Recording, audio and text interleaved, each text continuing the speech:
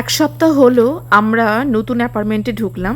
যেহেতু এখানে শীতকালে বেশি বরফ পড়ে থাকে, তাই বাইরে থেকে গরমের জায়গার অ্যাপার্টমেন্টের মতো দেখতে হলেও ভেতরটা পুরো সম্পূর্ণ এখানে কভার থাকে।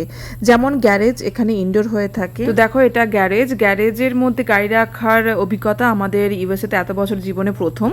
তো এখানে অবশ্যই দরকার, যেভাবে বরফ পড়ে শুনেছি।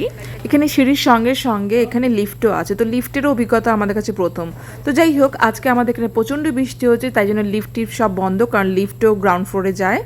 আর এখানে বাড়ি থেকে ওপরটা ঠিকঠাক লাগলেও অ্যাকচুয়ালি এখানে সব বাড়িগুলো যেগুলো আন্ডারগ্রাউন্ড, বিশেষ করে গ্যারেজ বা বেসমেন্ট, সেগুলো এখানে সব জল ঢুকে গেছে। কারণ স্বাভাবিক, এখানে গ্রাউন্ড লেভেল থেকে যেগুলো নিচু হলে, তো বেশি বৃষ্টি হলে জলটা ঢুকে যাওয়াটা স্বাভাবিক। মিলওয়াকি শহরে আশেপাশে যেগুলো নিচু জায়গা হয়তো সেগুলোতে প্রচণ্ড জল জমে গেছে, আর যাদের বেসমেন্ট বা নিচু গ্যারেজ তাদের এখানে জল জমে গেছে। সব জায়গায় বন্যা হচ্ছে, আমাদের এখানেও বন্যা হয়ে গেছে।